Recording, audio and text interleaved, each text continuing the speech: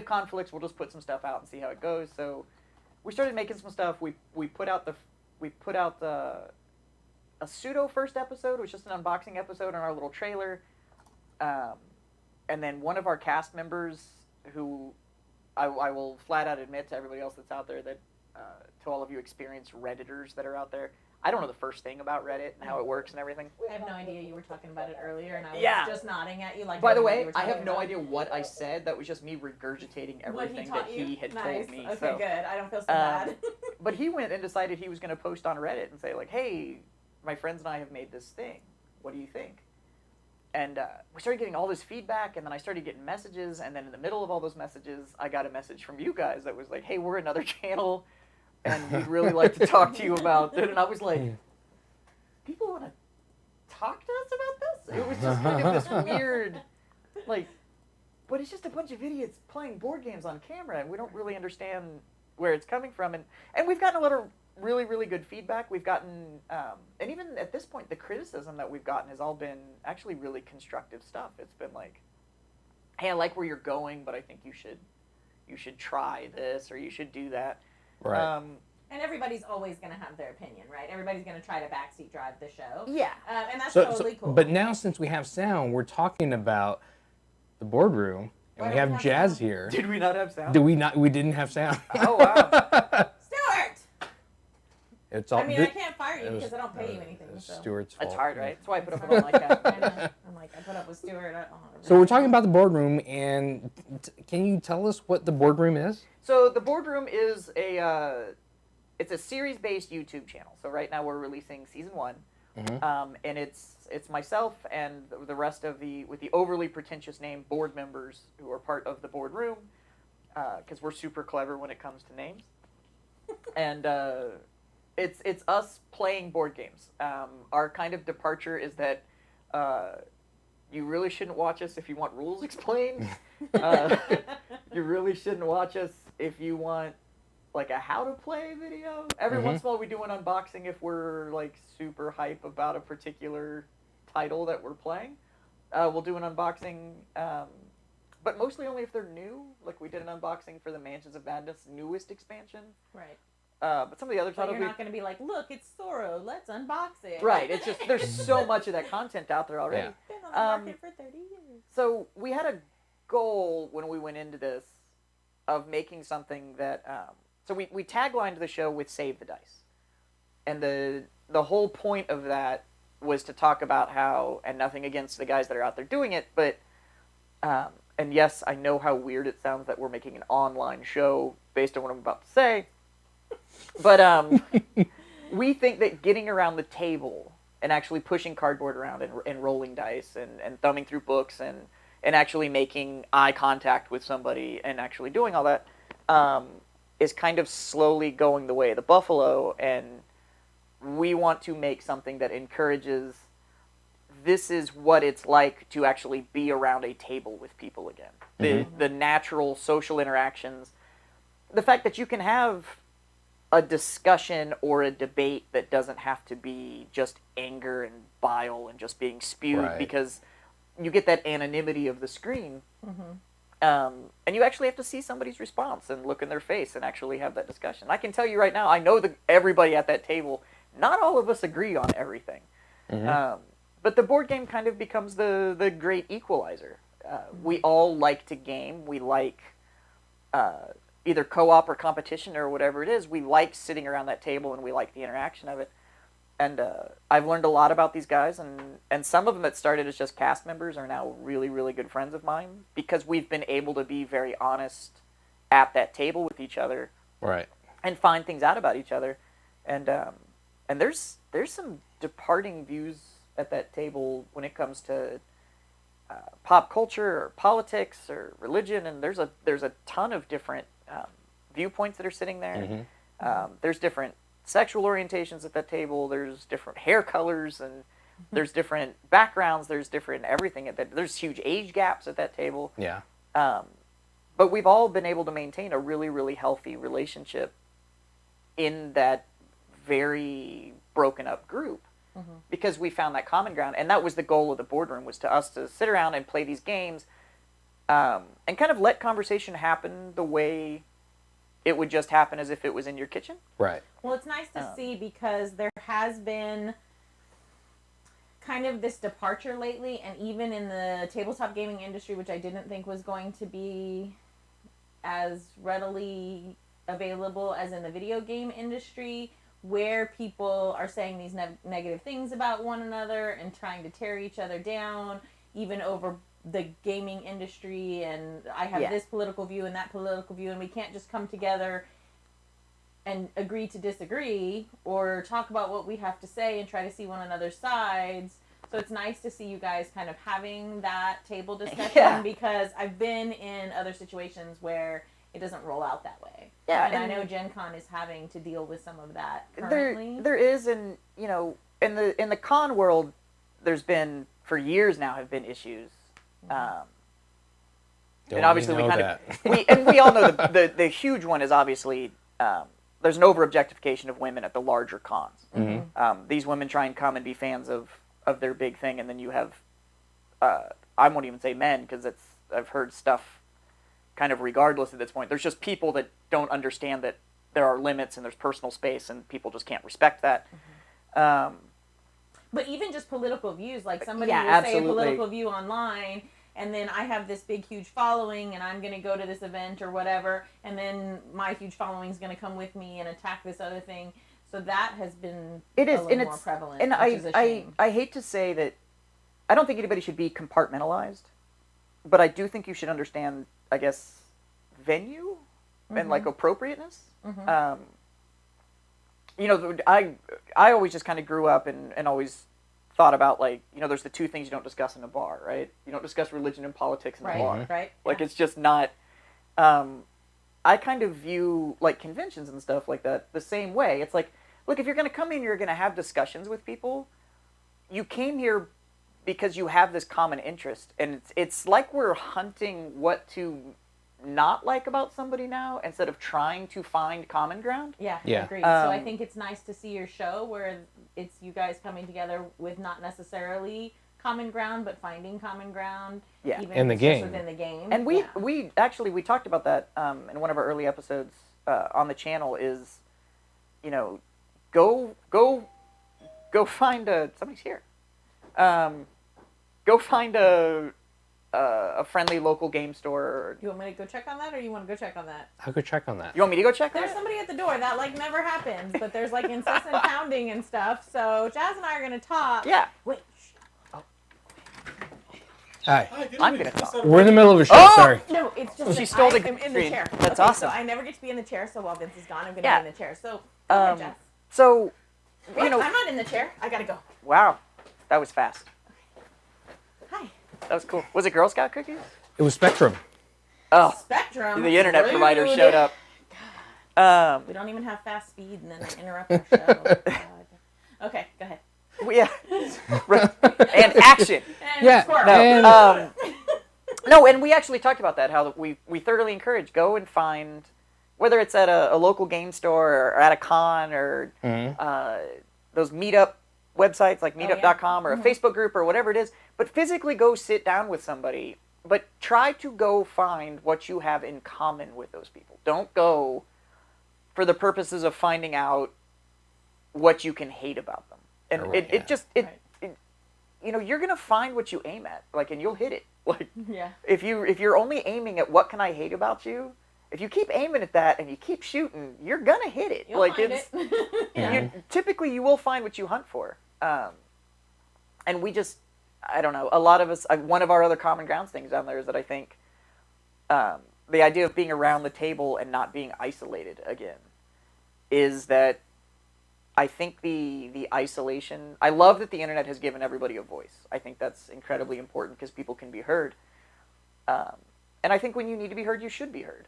I also just think that we're hunting pretty hard now for things to upset us. Yeah. And I just, you know, if our channel never gets any bigger than we are, and the followers that we have watch it and can go like, you know what, I'd play a board game with these guys, then great. Mission accomplished. Like that's as big as we need to get. Yeah.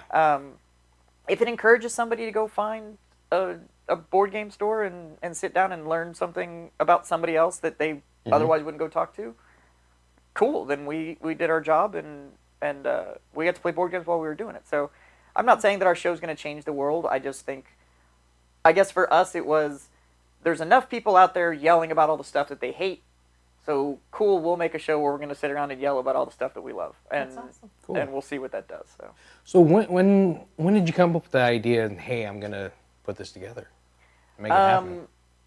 Pretty recently, actually. I think the idea, I think I floated it to my fiance, who wasn't my fiance at the time, but I got engaged like 2 months ago. So. Oh, nice! Congratulations. Thank you very much.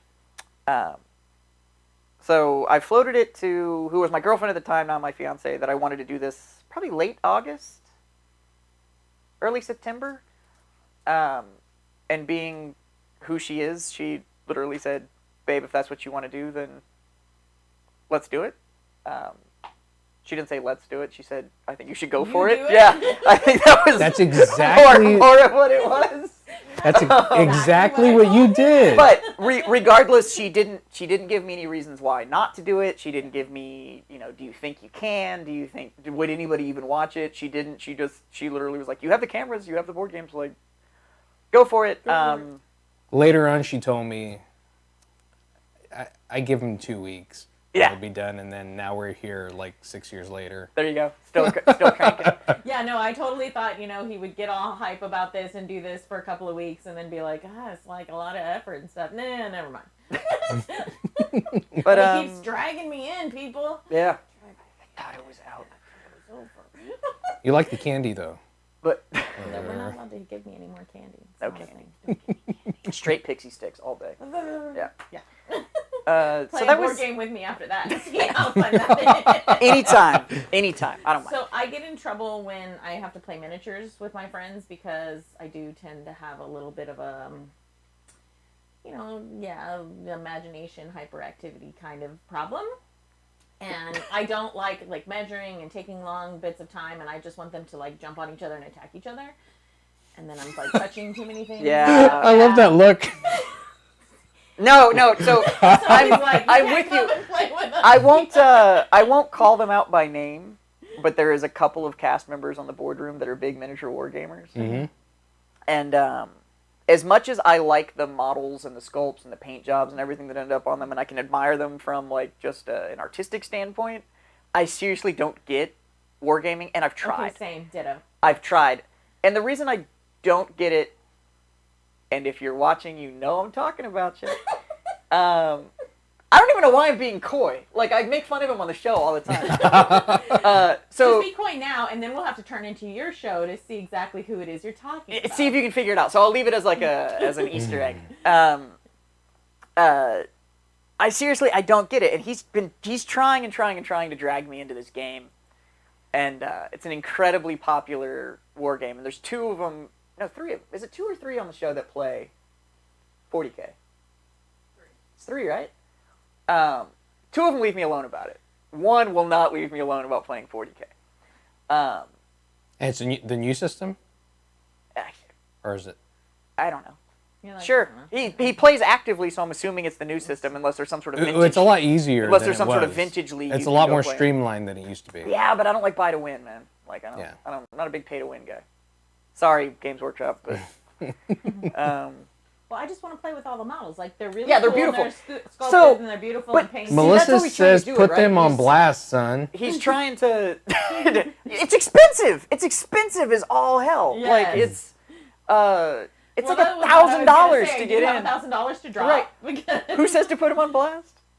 Melissa Sullivan? Oh, put him on blast. Yeah. Anyways, so I'll put Games Workshop on blast because they don't care. But Yeah. They're not watching. my cast member, They're you'll have to go figure it out. But they who knows? They might. Whatever. I'd be happy to play your stuff if you send it to me.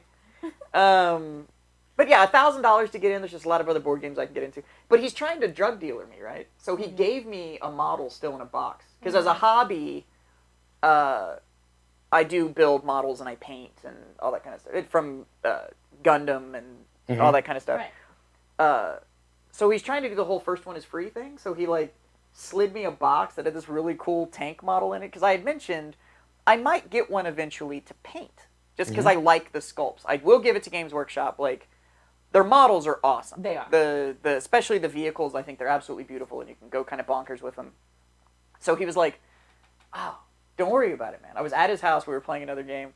He's like, "Take this one home. You can paint it, and if you really like it, you can keep it, and you can put it on display. And then like when we build the rest of your army, you can go to a tournament with me and take that one and stuff like that." And I'm like, "Yeah, nope. I'm gonna build and paint this thing, and then I'm gonna give it back to you, and you can go play with it because it's part of your army." But That's nice. yeah, Michael so Stone says start with something smaller like Blood Bowl. Blood Bowl. Have you played Blood Bowl? I have now seen it played. I looked into it because that's the sports one, right? The which looked kind of cool. It looked a little bit more fast paced. So here's my problem. I know, obviously, 40K is massive. Like it's beyond huge, and it's I think it's in its 8th iteration now or something like that. Something 8th like that, edition, yeah. 9th edition. I'm sure the internet will tell me in about 15 seconds. Yeah. But I think it's 8th or 9th edition that they're in now, and I know it's been streamlined and everything. My problem with it is that it is measure, move, shoot, wait, measure, move, shoot, wait, measure, move, shoot, wait, and you just do that until somebody's not on the table anymore. Right. It's like Starfleet battles. And that's the problem I have, is that I end up getting bored. And so one of my favorite titles ever is from Stonemaier Games, and I have to shout, and it's Scythe. It's an absolutely fantastic board game. If you haven't played it, come over sometime. You can play my copy. I'm a huge Scythe fan, which in turn means that my fiance has played probably far more Scythe than she ever wants to. She's like, please come over so I don't have to play. Right. But I have all the expansions, and we've painted all the generals, and I'm bugging one of our show sponsors to replace some of my cardboard tokens with acrylic tokens that are all customized and everything. Nice. I love that game. I have the expanded board and everything. It's a fantastic game. But I have an expansion for it that turned it into a campaign mode. So instead of turning it into just one and done, it's like 8 episodes long. But the first one, everybody gets to vote to decide whether or not you're going to go on the peace track or the war track. And if you go the war track, it replaces like 8 of the win objectives with combat. So it turned Scythe into a miniature war game. And I hated it. It's like my favorite game, and I hated it. Because all you did was move until you could get into a hex with somebody else, and then you had combat, and whoever lost went home, and then you just moved. So it was move, combat, combat. And I was like, it's a 4X game that only had one element, and I was like, this is boring. Like, it just doesn't do it for me. So I have a good question for you. Uh-oh. So how do you, because you did go to film school. I did, yeah. How do you feel film school hasn't helped you with doing the boardroom?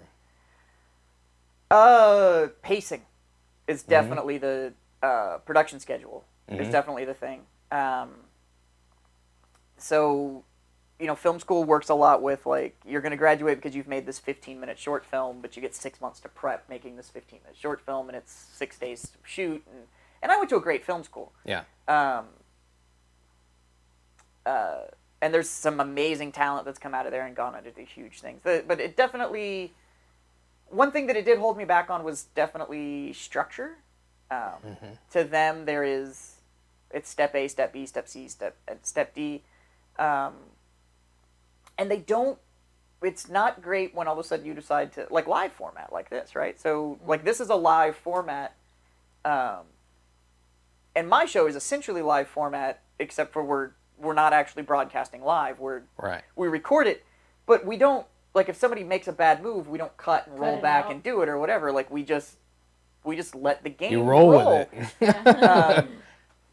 So they're not great on that because everything at film school is very structured. It's very, here's the script, you know, you're on 12th, 13th copy, except for, you know, you're on the puce one or the goldenrod one or what, because you got to change the color, and everything is very controlled, very, very by the book. So, man, it's hot in here tonight. Spectrum again? Probably Spectrum. Probably Spectrum again.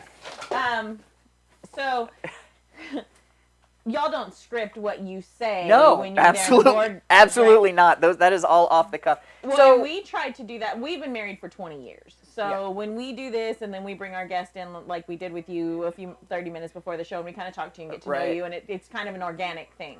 Because when we tried to script it, we're not actors. So Right. it's weird, right? it either gets really campy yeah. or very, very robotic.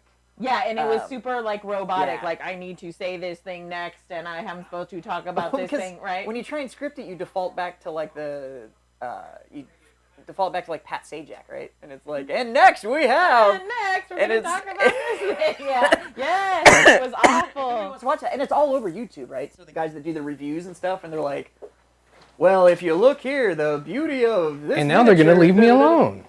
No, they're going to leave you alone? Yeah. So, but film school definitely, it helped with a lot of things. Other things it was a little restrictive on.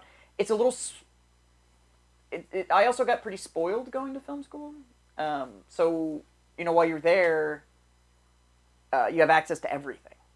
Because my school, we had, full sound stages and every light you could imagine, every piece of grip equipment, every piece of light. I mean, full G&E. I mean, it was just this massive thing. So even if you were doing a small project, everything was controlled, and then Fully loaded, huh? well, and then all of a sudden you go into a space and you're shooting, and you're like, I don't have full control here. I can't do this, that, and the other. And I'm shooting once a week. I'm shooting this 3 to 6 hour block once a week, and it's just this constant turn. And crew size becomes a big thing. So, behind our cameras, if you count me, there's 4 people essentially, all in running that thing. Oh, really? So do you have are you switching cameras live, or no. how do you? So you actually, edit that? Yeah, we're cutting that all down. So if Wait. That's- So you record from like 4 different cameras and then cut it together in one episode? Yeah. Good gravy. So I'll send you a snapshot of one of our timelines at some point, but like season 1, episode 1, the front half, I think we counted it when we cut that first hour, and it was something, I mean, it's 9 layers deep, and there's something like 470 cuts in it or something like that. So, wow. So yeah, and we're doing that, so when you're doing that every week, and you have one editor, and it's one guy editing, and you hear me refer to him on the show, Justin, who's sitting behind the cameras, but he's doing all the cutting, and then I'm doing like sound and color correction. Yeah. And we're trying to work back and forth, and we're solving. And season 1, we also didn't kind of have the luxury of like, hey, let's do a bunch of test runs so we can work out all the kinks. It was just like, nope, we're going to record episode 1 and we're going to go for it. And we found out that even though with some of the sound deadening and stuff that we were doing, it was still really echoey in there. And, and I was like, okay, well, how do we solve that? Well, we can't, because this is also being used for this, so we can't permanently shut that off. And it's just.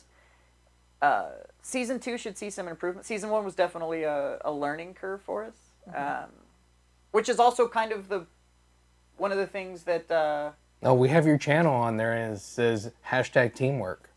Yeah, no, that's absolutely right. It is definitely #teamwork. Even the cast members, though, they'll show up and they're pulling a lot of weight and doing a lot of stuff behind the scene that you wouldn't expect. So an hour, how long does that take to completely edit?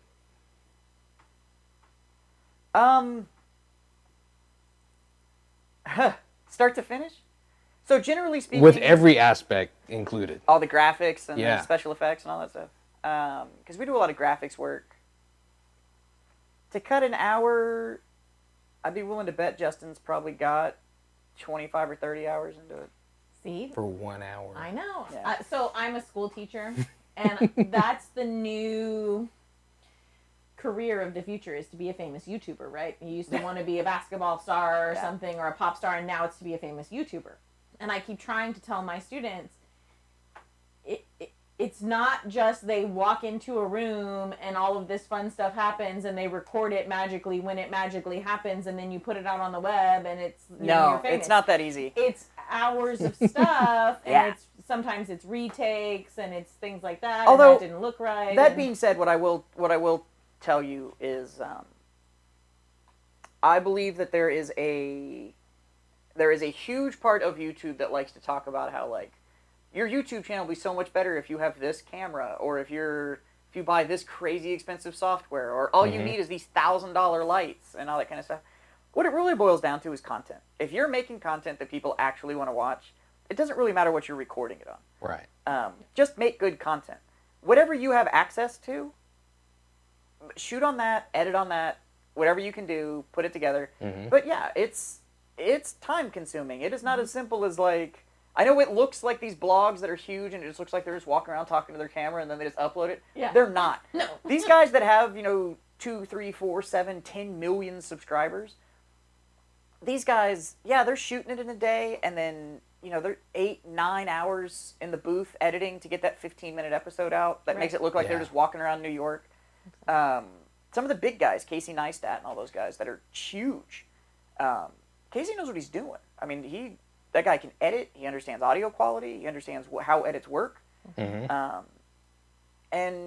every once in a while he talks about his rig and stuff like that, but for the most part he knows content and he has his style. And that's the most important thing, is develop your style and don't get too caught up on, like, oh, if only I had this $3,000 camera. No. Yeah. That's just not the case. If you have a half-decent cell phone, cool, go get yourself a half-decent mic, put it on your cell phone.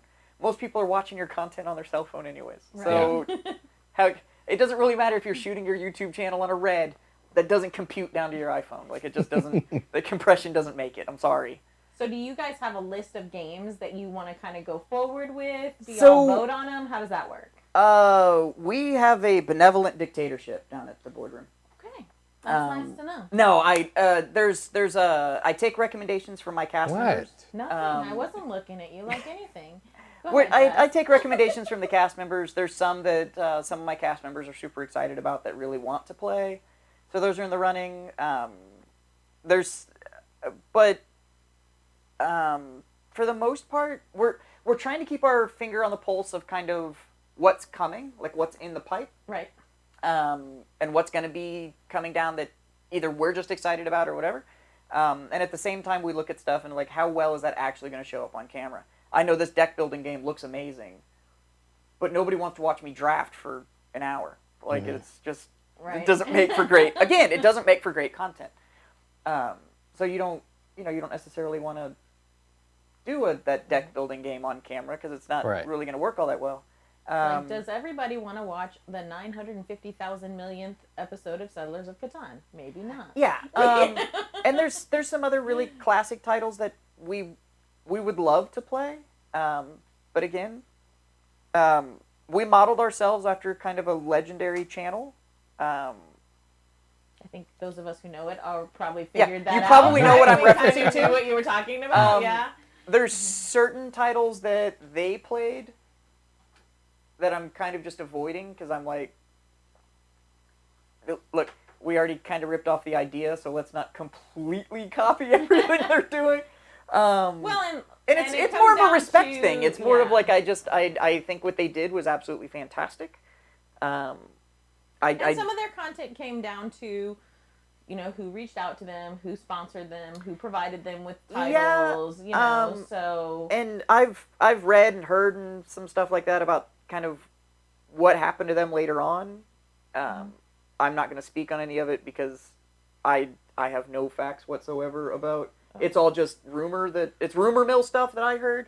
I met one of the producers. Well, I was going to say, we're in the... That's not part of them in anymore. the tabletop industry as far as writing. Like, we write, and I freelance write, and we've written games, and so we have friends in the industry, too, as well. But I heard there was some conflict about not kind of having the freedom to kind of bring in who they wanted and kind of play what they wanted, and it started to become a little bit restrictive from their host's perspective about what he was trying to do with the concept of the show. Right, because eventually when it gets to that size, it becomes your job.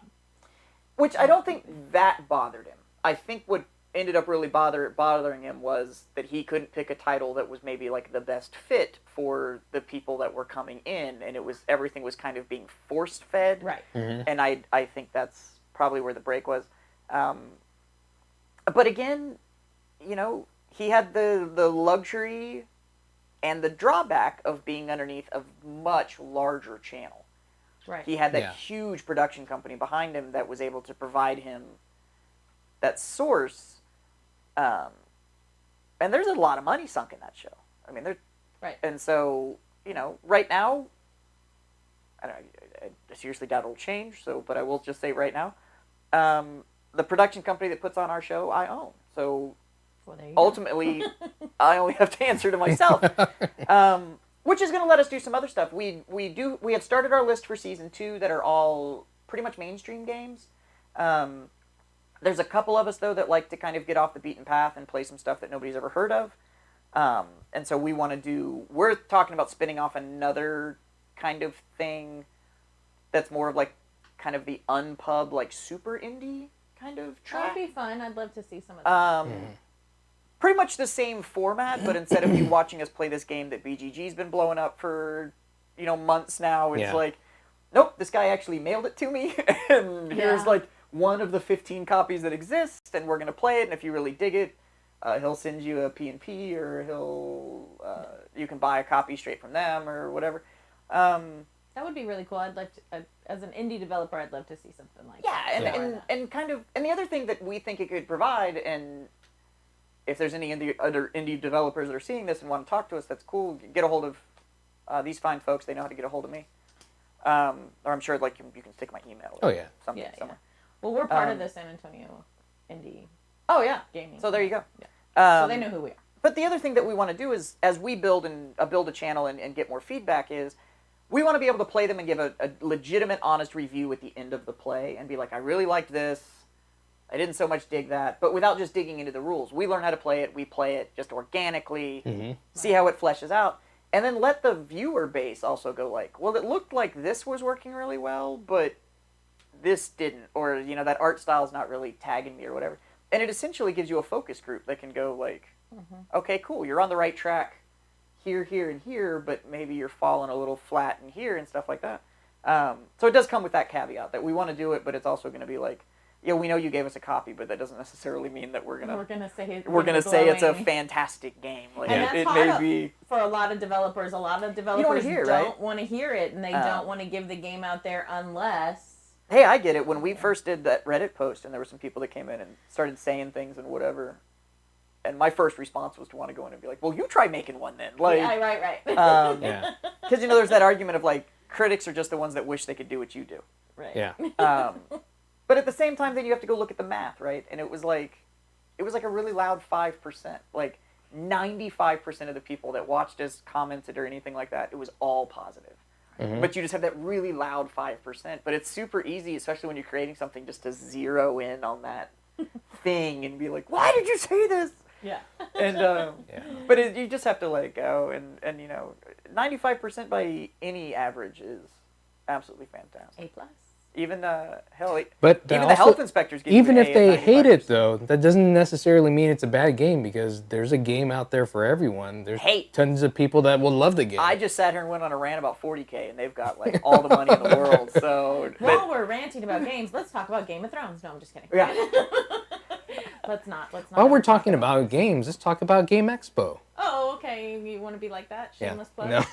Shameless plug. is it really shameless if it's your show though? It's like it's your expo and your show, so I think you can do that. Would you please stop encouraging him? You know what? Yeah. Hey, look, I'll fix this. So these awesome people are actually holding Game Expo here in San Antonio, middle of March. The dates are March 15th through 17th. 15th through the 17th, and they have been super awesome and invited me and my jokers out to come out to the Game Yes. Expo. We have no idea why, but they're going to let us come out and like play games, and I think you invited us to sit on a panel and all this stuff. Yeah. Yeah, I think So people they would are- like to hear you talk. They and play are games. they are treating us like rock stars, and we have absolutely no idea why, because I've seen my show. And there's no way I would say that anybody looks wants good to to listen to us. us. But so 17th 15th through the 17th. 15th through the 17th. San Antonio, Texas. I believe that is at the Hilton Airport. Yep. Yes.